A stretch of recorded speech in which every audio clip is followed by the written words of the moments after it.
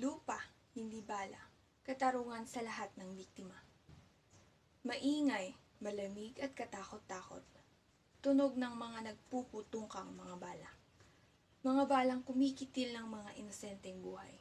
Mga buhay na nagmamakaaw at sumisigaw ng hustisya. Para sa lupang kayamanan na pilit pinaglalaban. Mula sa malulupit na mananakop at walang pusong nangunguha ng mga lupang nararapat ay sa atin. Yamang pinipiga sa mga lupang tinatamnan.